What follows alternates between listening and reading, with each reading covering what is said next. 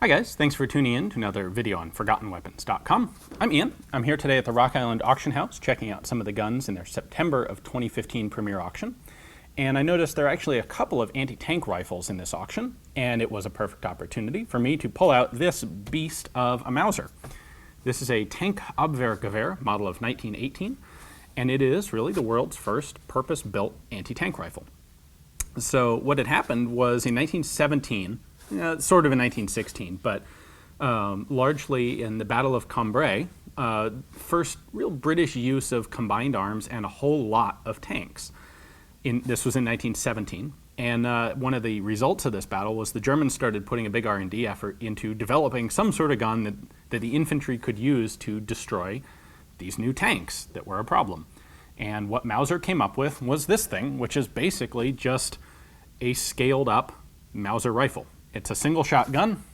It's got this ginormous bolt back here, 4 locking lugs. We'll take a closer look at that in a moment. But they were using a cartridge, a 13.2 millimeter. You'll commonly see it referred to as TUF, that is Tank und Flieger, or tank and aircraft. It was a cartridge that the Germans intended to be used in a new heavy machine gun that they were working on developing. Frankly, the German equivalent to the Browning M2 that would come out later. So they took this cartridge and they put it into service in this single-shot rifle as an anti-tank round. So it was a hardened steel-cored, armor-piercing projectile, total of a 795 grain bullet moving at about 2,650 feet per second.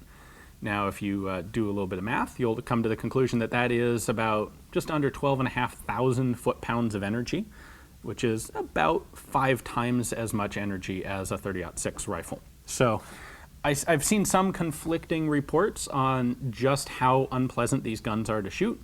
Some people say that after a couple rounds your ears will start bleeding, or at the very least you will be not desirous of shooting more.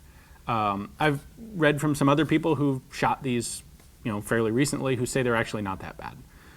Now the only thing going for you to mitigate the recoil of this beast is the fact that with the bipod in place, the thing weighs 41 pounds. So that's also about 5 times a typical .30-06 rifle. Have not fired one myself, so I can't speak to it directly. However, these definitely would have been an unpleasant gun to carry around the battlefield. They are very heavy, 41 pounds with the bipod, 35 pounds without. They have no sling points. You'll notice that on here. There's no sling on it, there are no swivels on it. That's original. These things never had slings. So you either get a guy at the muzzle and a guy at the stock, or one person slinging it over their shoulder, or just not really a convenient gun to be dragging around in the trenches or in mobile warfare. They did have a bipod for stability and shooting. Sights go out to 500 yards, and reportedly these were actually pretty effective, pretty good guns. They got the job done. This was, of course, World War I. Armor in tanks wasn't all that thick yet. It was primarily intended for .30 caliber rifle fire protection. This thing could penetrate about 20 millimeters of vertical armor at 100 yards, and that was enough to get the job done in 1918. So by the end of the war, they were getting production of this thing really kind of moving. They produced in total a little over 15,000 of them. Production started in April of 1918 and ran, of course, till November at the very end of the war. That's really quite a lot of these guns. You'll see a lot of pictures of them captured. Interestingly, the U.S. Army actually ended up in possession of quite a lot of them and used them for, in some cases, destructive testing in the development of the 50 caliber Browning machine gun cartridge, the 50 BMG. So they have an interesting place in history after the war in that developmental program, as well as during the war as the first effective anti-tank rifle. All right, so let's take a little bit of a closer look here. The bolt on this functions just like a regular Mauser. We have a bolt release on this side. Frankly, the difference is you could use this thing as a police baton if you needed to. Instead of the typical Mauser 2 locking lugs, this has 4 because it's a massively higher pressure cartridge. And we just have a striker back here, just like you would with a regular Mauser. Blade ejector, normal extractor. Really, they simply took a Mauser rifle and scaled it up to take a humongous cartridge.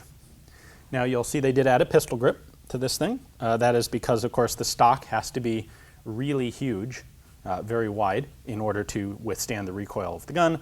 There's no way that you can have a traditional style grip on this thing. So the sights are pretty typical of Mauser. Again, scaled up, but the same as a regular Mauser 98, with the exception that the rear sight only goes out to 500. Of course, an armor-piercing cartridge is velocity dependent, and as it gets out to long range, it loses that velocity. So the rear sight is just an open notch. The front is a peaked barleycorn, just like you'd get on a Gewehr 98. So the bipod here is also worth taking a closer look at. This is the original welded tube steel style of bipod. It does not have any cant forward and back, but it does rotate quite easily. A full 360 degrees. So when you rotate this 90 degrees, so the legs are parallel with the barrel, you can pull the bipod off. Got two big spikes here to hold it in the ground. And now a lot of the guns that you'll find don't have this tube steel bipod. Instead, they actually use an MG 0815 bipod, which is a bent sheet metal style of bipod. They both work, they both fit. That was one of the ideas. It has the exact same bipod mount that the 0815 does. In fact, I can show you. Pull that latch down and remove, and there's our bipod mount.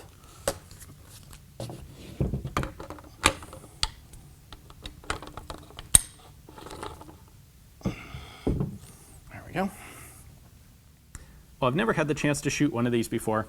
I would like to someday, I think. I could be talked out of it probably, but the ammo is pretty scarce for these. I should mention, despite the fact that these are 13.2 millimeter, which is significantly over 50 caliber, they have been specifically removed from jurisdiction of the NFA, so they are not legally destructive devices.